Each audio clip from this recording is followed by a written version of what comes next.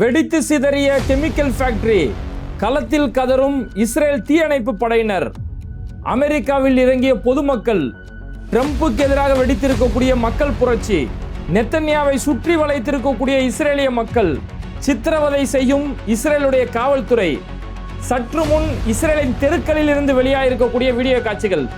இந்த வீடியோ தான் திட்டமிட்டு மறைச்சிட்டு இருக்கிறாரு நெத்தன்யா. ஜெருசலத்தில் கிறிஸ்தவர்களிடம் அராஜகம் செய்யும் இஸ்ரேல் ராணுவம். பாம் சண்டே, பதறும் நெத்தன்யா. அவசரமாக 3500 தரைப்படை வீரர்களை இறக்கி இருக்கக்கூடிய டொனால்ட் ட்ரம்ப். அமெரிக்க விமானத்தை சுக்குநூறாக வெடித்து பதிலடி கொடுத்திருக்கக்கூடிய ஈரான். மழையில் மிதக்கும் துபாய், ஷார்ஜா. இது மாதிரி பல்வேறுபட்ட தகவல்களை செய்தி ஆதாரத்தோட, வீடியோ ஆதாரத்தோட தான் இந்த நிகழ்ச்சியில் பார்க்க போறோம். அதுக்கு முன்னாடி யாரெல்லாம் பேட்டை டிவியை சப்ஸ்கிரைப் பண்ணாமல் பார்க்குறீங்களோ அவங்க மறக்காம சப்ஸ்கிரைப் பண்ணிட்டு இந்த வீடியோக்களை உங்கள் நண்பர்களுக்கு அதிகமாக ஷேர் செய்யுங்க. ஏன்னா வீடியோ பார்க்கக்கூடிய 55% மக்கள் சப்ஸ்கிரைப் பண்ணாமல் பார்க்குறாங்க, 45% மக்கள் தான் சப்ஸ்கிரைப் பண்ணி பார்க்குறாங்க அப்படின்ற தகவலை யூடியூப் தரப்புல இருந்து தொடர்ந்து சொல்லிக்கிட்டே இருக்கிறாங்க. நீங்கள் செய்யக்கூடிய அந்த சப்ஸ்கிரைப் தான் தொடர்ந்து இது மாதிரியான பல தகவல்களை சேகரித்து மக்களுக்கு உண்மையை சொல்லக்கூடிய எங்களுக்கு நீங்கள் செய்யக்கூடிய அந்த சப்ஸ்கிரைபர் தான் ஒரு ஊக்கமாகவும் ஆக்கமாகவும் இருக்கும். அதனால் மறக்காமல் சப்ஸ்கிரைப் செஞ்சுட்டு இந்த வீடியோக்களை பாருங்கள். இன்னைக்கு இஸ்ரேலில் ஒரு முக்கியமான செய்தின்னு பார்த்தோம்னா, வெடித்து சிதறி இருக்கக்கூடிய இஸ்ரேலுடைய கெமிக்கல் ஃபேக்டரி. கட்டுக்கடங்காத தீயணைப்பு படையினரால் அந்த தீயை அணைக்கவே முடியல, கொழுந்து விட்டுக்கிட்டு எரியுது. அப்படியே கரும்புகைகள், வான அளவுக்கு கரும்புகைகள் சூழ்ந்துக்கிட்டு அந்த தீயை கட்டுப்படுத்த முடியாத அளவுக்கு அவ்வளவு பெரிய ஒரு கொடூரமான தாக்குதலை இன்னைக்கு ஈரான் நடத்தி காட்டியிருக்கிறாங்க. அதாவது இஸ்ரேலில் இருக்கக்கூடிய நெகேவ் அப்படின்னு சொல்லக்கூடிய ஒரு பாலைவன பகுதி, இந்த ஏரியாவில் இருக்கக்கூடிய பீர்ஷெவா அப்படின்னு சொல்லக்கூடிய ஒரு பகுதி, அங்கதான் இந்த கெமிக்கல் ஃபேக்டரி இருக்கு. இந்த கெமிக்கல் ஃபேக்டரியோட பேர் வந்து அடமா அப்படின்னு சொல்லக்கூடிய ஒரு கெமிக்கல் ஃபேக்டரி. இது வந்து நியோட் ஹோவாவ் அப்படின்னு சொல்லக்கூடிய ஒரு இடம். நியோட் ஹோவாவ் அப்படின்னா அவங்களுடைய இஸ்ரேலுடைய ஒரு தொழில்பேட்டை, தொழில் நகரம் அப்படின்னு சொல்லக்கூடிய இடம்.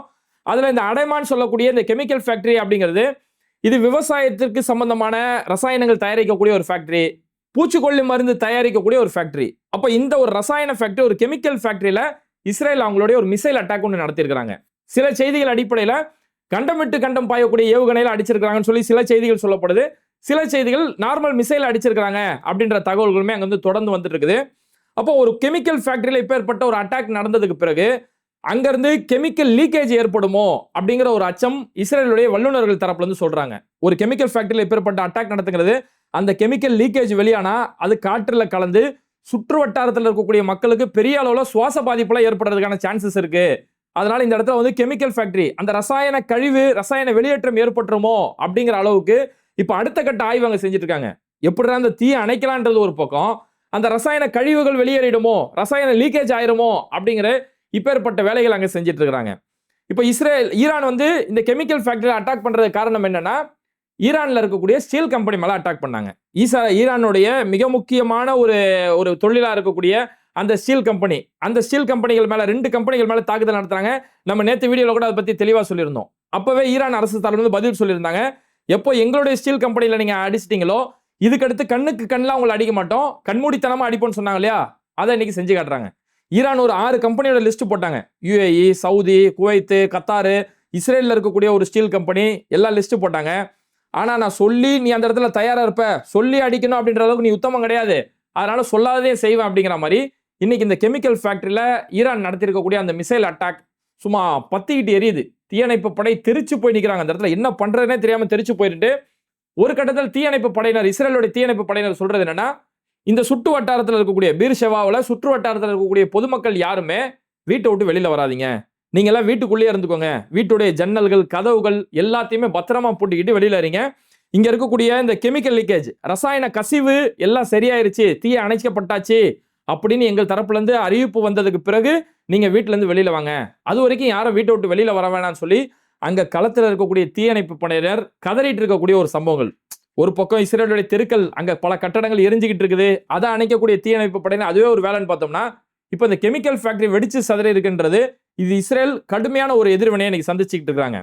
அப்ப இது மாதிரியான பாதிப்புகள் வெளியே தெரிஞ்சிடக்கூடாது அப்படிங்கிறதுக்காக தான் நெத்தன்யா தொடர்ந்து இது மாதிரியான வீடியோக்களை தடை செஞ்சுட்டு இருக்கிறாரு. இது மாதிரியான வீடியோக்கள் யாரும் எடுக்கக்கூடாது, யாரும் போட்டோக்கள் எடுத்துடக்கூடாது அப்படின்னு இஸ்ரேல் அரசு சார்பில் இருந்தும் இஸ்ரேலுடைய ராணுவ தரப்புல இருந்தும் தொடர்ந்து இது மாதிரியான அறிவிப்புகள் வந்துட்டு இருக்கக்கூடிய நேரத்தில் இப்போ இஸ்ரேல்ல இருந்து ஒரு முக்கியமான ஒரு வீடியோ ஒன்று வந்திருக்குது. இஸ்ரேலுடைய அங்க பெய்ச் சொல்லக்கூடிய பகுதி, அந்த பகுதியில் ஈரான் நடத்தக்கூடிய தாக்குதல் கடுமையான ஒரு அட்டாக். நெத்தன்யா கூட சமீபத்தில் அந்த எந்த அளவுக்கு பாதிப்புகள் இருந்தது சொல்லி போய் ஆய்வு செஞ்சுட்டு வந்தாரு.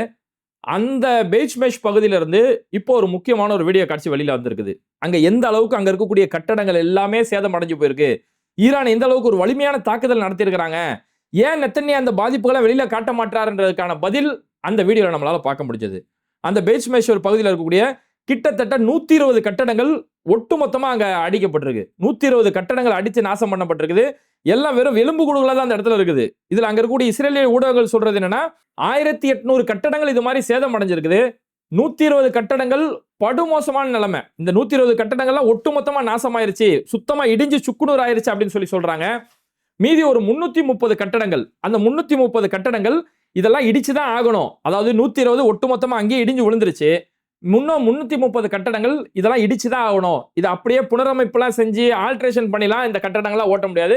இதையுமே இடிச்சுதான் ஆகணும் அப்படின்ற கட்டத்துக்கு கிட்டத்தட்ட 1200க்கும் மேற்பட்ட கட்டடங்கள் இது மாதிரியான கடுமையான தாக்குதலை சந்திச்சுக்கிட்டு இருக்கு. அப்போ ஈரான் தொடர்ந்து இது மாதிரியான அவங்களுடைய இன்ஃப்ராஸ்ட்ரக்சர் மேல, அவங்களுடைய இந்த கெமிக்கல் ஃபேக்டரி, அடுத்து ஸ்டீல் கம்பெனி அடிக்க போறேன்னு சொல்லிட்டு இருக்காங்க. இது மாதிரியான இன்ஃப்ராஸ்ட்ரக்சர் மேல நடத்தக்கூடிய தாக்குதல் ஒரு பக்கமோ, இது மாதிரி இஸ்ரேலுடைய நகரங்கள் மேல நடத்தப்படக்கூடிய தாக்குதலுமே இந்த போர் இன்னமும் அடுத்த கட்டத்தை நோக்கி நகர்ந்துகிட்டே இருக்கு. ஏன்னா ஈரான் சொன்ன மாதிரியே அவங்க கண்மூடித்தனமா தான் படிச்சிட்டு இருக்காங்க. இப்ப நேத்து கூட நம்ம பார்த்தோம், குவைத் இன்டர்நேஷனல் ஏர்போர்ட், அந்த ஏர்போர்ட்ல நடந்திருக்கக்கூடிய ஒரு அட்டாக்ங்கிறது ஒரு கடுமையான தாக்குதல். குவைத் ஏர்போர்ட்ல இருக்கக்கூடிய அந்த ரேடார் சிஸ்டம் கடுமையான அளவுல சேதம் அடைஞ்சு அந்த தீயை அணைக்க முடியாம குவைத்துடைய தீயணைப்பு படையினர் தவிச்சுக்கிட்டு இருக்காங்க. அமெரிக்கா காப்பாத்திரோன்னு சொல்லி நம்பிட்டு இருந்தாங்க. இப்ப கடைசியில் அமெரிக்காவே நம்ம தான் காப்பாத்துறோம், நமக்கு ஏற்பட்ட தீயை நம்ம தான் அணைக்க வேண்டிய ஒரு நிலைமை இருக்குன்னு சொல்லி குவைத்துல கதறிட்டு இருக்கக்கூடிய ஒரு நிலைமை. குவைத் ஏர்போர்ட்ல இருக்கக்கூடிய அந்த ஃபியூல் ரிஃபைனரி, அந்த எரிபொருள் நிரப்பக்கூடிய இடங்கள் இருக்கு இல்லையா, அந்த இடத்துல கரெக்டா அட்டாக் நடத்தப்பட்டு அந்த ஏரியாவே ஒட்டுமொத்தமா எரிஞ்சு தீயில எரிஞ்சுக்கிட்டு இருக்குது. இந்த தீயை அணைக்கிறதுக்கு கிட்டத்தட்ட 58 மணி நேரம் போராடி இருக்கிறாங்க.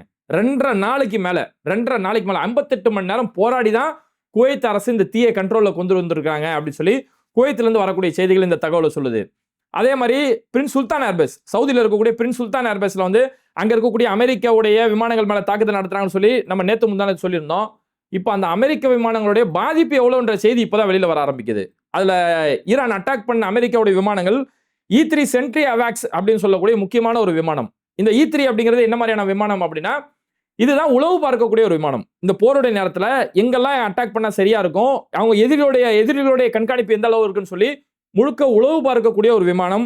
அது இல்லாம கண்ட்ரோல் சிஸ்டம், இதுதான் மற்ற போர் விமானங்களுக்கு வழிகாட்டக்கூடிய ஒரு விமானமா இருக்கும். அப்ப கண்ட்ரோல் சிஸ்டம், ஒரு உளவு பார்க்கக்கூடிய ஒரு விமானம், இவ்வளவு முக்கியமான அந்த E3 சென்ட்ரி அவாக்ஸ் அப்படின்னு சொல்லக்கூடிய அந்த விமானம் ஒட்டுமொத்தமா காலி. அப்படியே 2 பாதியா உடைஞ்சிருக்குது.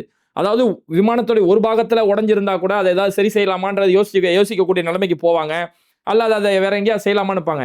இப்ப 2 கூறா அது உடைஞ்சிருக்கிறதால இது இனி கைலாங்கடைக்கு கூட தேராது. அப்பேற்பட்ட ஒரு நிலைமையில அந்த E3 சொல்லக்கூடிய அந்த போர் விமானம் சேதம் அடைஞ்சிருக்குது. அதே மாதிரி KC-135 ஸ்ட்ராட்டோ டேங்கர் அப்படின்னு சொல்லக்கூடிய ஒரு விமானம், இதுவுமே மிக முக்கியமான ஒரு விமானம். இந்த விமானமும் ஒட்டுமொத்தமா நாசம் செய்யப்பட்டு, அந்த அளவுக்கு அமெரிக்காவுடைய ஒவ்வொரு தளங்கள் எங்க இருக்கோ, அந்த ஒவ்வொரு தளங்கள்ல முக்கியமான அவங்களுடைய காரணிகள் எங்க இருக்கோ அதெல்லாம் டார்கெட் பண்ணி இன்னைக்கு ஈரான் அடிச்சிட்டு இருக்காங்க. அதனாலதான் அமெரிக்கா தொடர்ந்து சொல்றாங்க, இதெல்லாம் இந்த சேட்டலைட் சிஸ்டம் எல்லாம் ரஷ்யா தான் உதவி செய்யறாங்க. ரஷ்யாவை இந்த சேட்டலைட் உதவி செய்யறதால தான் ஈரானால இவ்வளவு துல்லியமா தாக்கப்படுது அப்படின்னு சொல்றாங்க. அந்த அளவுக்கு துல்லியமான தாக்குதல் அங்க நடத்தப்படுது. இந்த பாதிப்படைஞ்சிருக்கக்கூடிய இந்த விமானங்கள் இருக்கு இல்லையா, பிரின்ஸ் சுல்தான் ஏர்பேஸ்ல அமெரிக்காவுடைய விமானங்கள் பாதிப்படைஞ்சது. அந்த விமானங்களுடைய விலை மட்டுமே 300 இருந்து 500 மில்லியன் டாலர் அளவுக்கு, 500 மில்லியன் டாலர் அளவுக்கு, கிட்டத்தட்ட நம்ம இந்திய ரூபாயோட மதிப்புல 2500 கோடி ரூபாயில இருந்து 4000 கோடி ரூபாய் வரைக்கும், 2400 கோடியில இருந்து 4000 கோடி ரூபாய் வரைக்கும் மதிப்பு இருக்கக்கூடிய அவ்வளவு முக்கியமான ஒரு விமானத்தை தான் ஈரான் அடிச்சு தும்சம் பண்ணியிருக்கிறாங்க.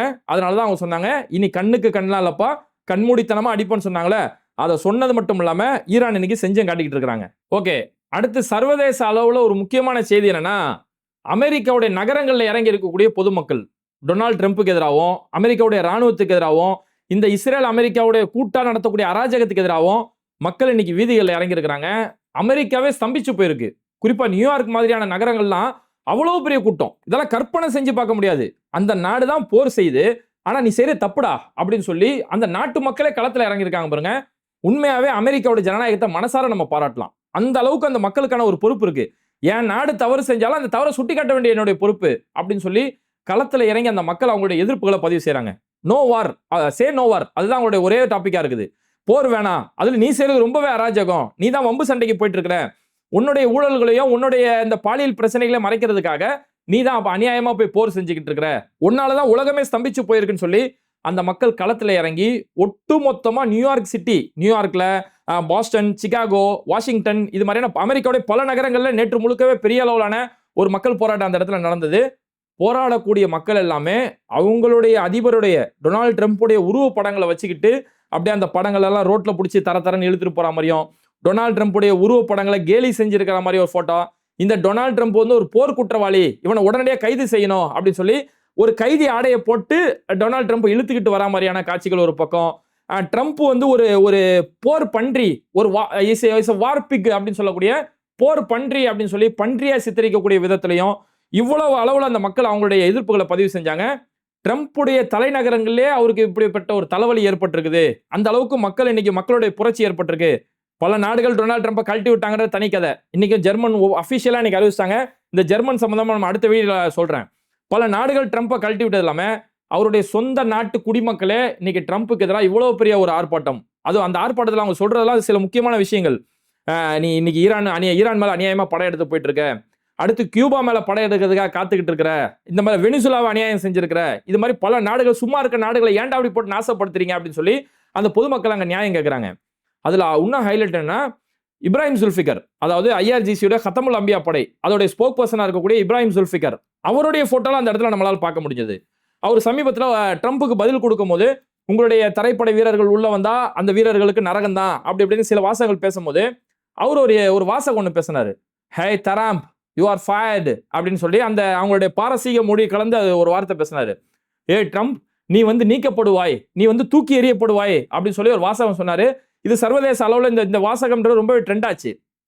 அந்த வாசகத்தை அவருடைய போட்டோட ஹே ட்ரம்ப் யூ ஆர் ஃபயர்டு அப்படின்னு சொல்லக்கூடிய அந்த வாசகத்தை வச்செல்லாம் மக்கள் சாலைகள்லையும் போராட்டம் செய்யக்கூடிய அவ்வளோ பெரிய ஒரு காட்சி. உண்மையாவே அமெரிக்க மக்களுடைய அந்த ஜனநாயக உரிமை, ஜனநாயகத்துக்காக குரல் கொடுக்கக்கூடிய அந்த உரிமைன்றது உண்மையா உலக அளவில் பாராட்ட வேண்டிய ஒரு விஷயம். சரி, இது அமெரிக்காவில் பார்த்தோம்னா இதோட ஆச்சரியம் என்னன்னா, இஸ்ரேல்ல நடந்திருக்கக்கூடிய போராட்டம். இஸ்ரேலில் நெத்தனியா எவ்வளவு பெரிய அராஜகம் செஞ்சுட்டு இருக்காரு, நெத்தனியா எப்படி அநியாயமான போர் நடத்திட்டு இருக்காரு, உன்னுடைய சுயலாபத்துக்காக நாட்டுடைய பொருளாதாரத்தை நாசம் செஞ்சுட்டு இருக்கிற இந்த போர் தேவையில்லாத ஒரு போரை உடனடியாக நிறுத்து அப்படின்னு சொல்லி டெல் அவீவ்ல மிகப்பெரிய மக்கள் புரட்சி. கிட்டத்தட்ட 1500க்கும் மேற்பட்ட பொதுமக்கள் அந்த இடத்துல போராட்டத்தில் இறங்கி நெத்தன்யாவுக்கு எதிராக, அவங்களுடைய பாதுகாப்பு அமைச்சர் பென்குயிருக்கு எதிராக, பென்குயிர் கார்ல ஏறி வராரு, அந்த காரை மறிக்கிறாங்க மக்கள். ஏன்டா அவங்களுடைய சுய ஆதாயத்துக்காக எங்களை போட்டு சாவடிச்சுட்டு இருக்கீங்க, நாங்க தானே இங்க சீரழிஞ்சுக்கிட்டு இருக்கிறோம்னு சொல்லி மக்கள் அந்த அளவுக்கு இன்னைக்கு நெத்தன்யாவுக்கு எதிராக டெல் அவீவ்ல இஸ்ரேலுடைய மக்கள் இன்னைக்கு களத்துல இறங்கி அவ்வளவு பெரிய போராட்டங்களை அந்த இடத்துல நடத்திக்கிட்டு இருக்காங்க. இதுல இஸ்ரேலுடைய அரசு ஒரு கட்டத்துக்கு மேல அராஜகம் செய்ய ஆரம்பிச்சாங்க. போராடக்கூடிய மக்களை பிடிச்சி அடிக்கிறது, அவங்களுடைய கழுத்தை நெரிச்சு சாவடிக்க பாக்குறது, அதுல வயசானவங்க யாராவது இருந்தா அவங்கள பிடிச்சி கீழே பிடிச்சி தள்ளி விடுறது அப்படின்னு சொல்லி இப்படி கொடூரமான அராஜகம் செய்ய ஆரம்பிச்சிருக்கானுங்க. ஏன்னா இவங்களுடைய கோழைத்தனமே இதுதான். இஸ்ரேல் அரசு, அந்த இஸ்ரேலிய நாடு, அந்த இஸ்ரேலுடைய ராணுவம், இவனுங்க எல்லாமே ஒன்னான ஒரு பொட்ட பசங்க. அவனுங்க அவனுடைய வீரத்தை முழுக்கவே பொதுமக்கள் கிட்டையும் அப்பாவி மக்கள் கிட்டையும் தான் காட்டுவானுங்க. காசா மக்கள் திருப்பி அடிக்க சக்தி இல்லாத அந்த காசா மக்கள்கிட்ட இத்தனை நாளா போய் அவங்களோட வீரத்தை காட்டிட்டு இருந்தானுங்க. இன்னைக்கு லெபனான் கிட்ட போய் வீரத்தை காட்டிட்டு இருக்கானுங்க. இன்னைக்கு நியாயத்துக்காக குரல் கொடுக்கக்கூடிய அந்த பொதுமக்களை அடிச்சு சித்திரவதை செஞ்சு அவங்களுடைய கழுத்தை நெரிச்சு இன்னைக்கு அநியாயம் பண்ணிட்டு இருக்கானுங்க. இப்படி அராஜகம் செஞ்சு ஜனநாயகத்தை குழி தோண்டி புதைக்கக்கூடிய இவனுங்க தான் இன்னைக்கு சொல்றது என்னன்னா, நாங்க ஈரான்ல ஜனநாயகத்தை கொண்டாட போறோம், நாங்க கியூபால ஜனநாயகத்தை கொண்டு வர போறோம், வெனிசுலாவில் ஜனநாயகத்தை கொண்டு வர போறோம்னு சொல்லி இந்த கொடூரங்க தான் ஜனநாயகத்தை பத்தி பாடம் எடுத்துட்டு இருக்கிறானுங்க. அதனாலதான் அவனுங்களுக்கு இன்னைக்கு பொதுமக்கள் பாடம் எடுக்கக்கூடிய அளவுக்கு நிலவரம் தலைகீழ மாறி இருக்கு. ஓகே, இறுதியா இன்னைக்கு ஒரு முக்கியமான செய்தி என்னன்னு பார்த்தோம்னா, கிறிஸ்தவர்கள் இன்னைக்கு நெத்தன்யாவுக்கு கடுமையான கண்டனங்களை பதிவு செஞ்சுட்டு இருக்காங்க. காரணம் என்னன்னா, ஜெருசலம்ல இருக்கக்கூடிய ஒரு கிறிஸ்தவ தேவாலயம், கிறிஸ்தவர்கள் ரொம்ப மிக முக்கியமா மதிக்கக்கூடிய ஒரு தேவாலயம், அந்த தேவாலயத்துல அவங்க வழிபாடு செய்யறதுக்கு இப்போ ஒரு திடீர் தடை ஒன்று கொடுத்துருக்காங்க. அதாவது கிறிஸ்தவர்கள் வந்து இப்போ இந்த ஈஸ்டர் பண்டிகை, இந்த புனித வெள்ளி, இந்த ஈஸ்டர் பண்டிகை தொடர்ந்து அவங்களுடைய முக்கியமான விழா காலங்கள் ஆரம்பிக்கக்கூடிய ஒரு காலகட்டம் இது. அந்த ஈஸ்டர் பண்டிகையோடைய ஆரம்ப நாளா பாம் சண்டே அப்படின்னு சொல்லக்கூடிய ஒரு நிகழ்வை ஒன்று கொண்டு வருவாங்க. இந்த பாம் சண்டே அப்படிங்கிறது குருத்தோலை ஞாயிறு, அதாவது பனை ஞாயிறு, குருத்தோலை ஞாயிறு அப்படின்னு சொல்லி ஆரம்பிப்பாங்க. இந்த பனை ஞாயிறு, குருத்தோலை ஞாயிறுனா என்னன்னா, அதாவது அவங்க கிறிஸ்தவரோட நம்பிக்கைப்படி இயேசு கிறிஸ்து சிலுவையில் இறஞ்சாருங்க அவங்களோட நம்பிக்கை. அப்போ அந்த நம்பிக்கையின் அடிப்படையில் அதுக்கு ஒரு வாரத்துக்கு முன்னாடி இயேசு வந்து அந்த ஜெருசலம் நகர்ல கழுதையின் மேல ஏறி வந்தாரு. குதிரையின் மீது ஏறி வராம கழுதையின் மீது ஏறி வந்தாரு. குதிரையின் மீது ஏறி வந்தா அது ஒரு அரசாங்கத்தையும் ஒரு ஆட்சி அதிபர் அப்படிங்கிற எண்ணத்தை காட்டும். ஆனா கழுதையின் மேல் ஏறி வந்தது ஒரு எளிமையும் ஒரு சமாதானத்தையும் குறிக்கக்கூடிய ஒரு குறியீடு. அப்ப அந்த சமாதானத்து குறியீடோட அந்த ஜெருசலத்துக்குள்ள நடந்து இயேசு வந்தாரு. அந்த நாளை அவங்களுடைய முதல் நாளா, இந்த புனித நாள்ல முதல் நாளா அவங்க குறிப்பிடுவாங்க. அதனாலதான் அந்த பாம் சண்டே அப்படின்னு சொல்லி குறிப்பிடுவாங்க. அதுக்கடுத்து ஆஷ் வெனஸ்டே அப்படின்னு சொல்லி ஒரு நாள் கொண்டாடுவாங்க. சாம்பல் புதன் அப்படின்னு சொல்லி சொல்லுவாங்க. இந்த குருத்தோலை ஞாயிறு அன்னைக்கு, அந்த ஞாயிற்றுக்கிழமை அந்த குருத்தோலைகள், பனை ஓலை, பேரிச்சம்பழ ஓலைகள், இதெல்லாம் ஜெருசலம்ல ரொம்ப ஃபெஸ்டிவலா நடக்கும். அந்த ஓலைகளை வச்சிருவாங்க. அந்த ஓலை புதன்கிழமை காஞ்சி போயிடும். காஞ்சி போன அந்த ஓலையை கொளுத்தி அதோடைய சாம்பல்களை நெத்தியில எல்லாம் தடவிட்டு அவங்க ஒரு வழிபாடு செய்வாங்க. அதனாலதான் அது ஆஷ் வென்ஸ்டே அப்படின்னு சொல்லி சொல்லப்படுறது. அந்த ஆஷ் வென்ஸ்டேக்கு அப்புறம் மாண்டி தர்ஸ்டே அப்படின்னு சொல்லி சொல்லுவாங்க. பெரிய வியாழன் அப்படின்னு சொல்லி ஒரு நாள் கொண்டாடுவாங்க. இந்த பெரிய வியாழன்னா இயேசு கிறிஸ்து வந்து அவங்களுடைய சீடர்களோட கடைசியா ஒரு உணவு அருந்தி சாப்பிட்டாரு. அந்த நாளை குறிப்பிட்டிருக்காங்க, அந்த நாளை கொண்டாடுவாங்க. அதுக்கடுத்து குட் ஃப்ரைடே அந்த சிலுவையில் அறையப்பட்ட நாள். அதுக்கடுத்து ஈஸ்டருடைய நாள், அவங்களுடைய உயிர் தெழுந்து வந்தார் அப்படின்னு சொல்லுவாங்க இல்லையா, அந்த ஒரு குறிப்பிட்ட நாள். அப்ப இந்த ஒரு வாரமே அவங்களுடைய விமர்சனையா கொண்டாடுறது நாடு முழுக்க கிறிஸ்தவர்கள் கொண்டாடுவாங்க. குறிப்பா ஜெருசலத்துல ரொம்பவே முக்கியமா அவங்க மதிச்சு கொண்டாடக்கூடிய ஒரு இடம். அப்ப அந்த ஜெருசலத்துல இந்த பாம் சண்டே நிகழ்ச்சி நடக்கிறதுக்கு அங்க ஒரு தடை விதிச்சிருக்காங்க. நெத்தனியாவோட காவல்துறை அதை தடை விதிச்சு எந்த ஒரு கிறிஸ்தவர்களும் அந்த இடத்துக்கு போகக்கூடாது அப்படின்னு ஒரு தடை விதிக்கிறாங்க. இந்த போரை காரணமா காட்டி அங்க ஜெருசலத்துக்கும் போருக்கு எந்த வகையிலுமே சம்பந்தம் இல்லை. இப்படிதான் அநியாயமா இந்த ரமலான்ல ஒரு நாள் கூட தராவி தொழ முடியாத அளவுக்கு அங்க பைத்துல் முகத்தஸ் தடை வச்சு மக்கள்லாம் ரோட்ல தொழுதாங்க. ரோட்ல தொழக்கூடிய மக்களை விரட்டி அடிச்சிருந்தானுங்க. பெருநாள் தொழுகையோ தராவி தொழுகையோ எதுவுமே தொழ முடியாத அளவுக்கு பைத்துல் முகத்தஸ்ல ஒரு நிலைமை ஏற்பட்டது. அதே பிரச்சனையை இன்னைக்கு கிறிஸ்தவர்களுக்கு இந்த நிலைமையை கொண்டு வந்து கிறிஸ்தவர்கள் வழிபாடு செய்ய தடை.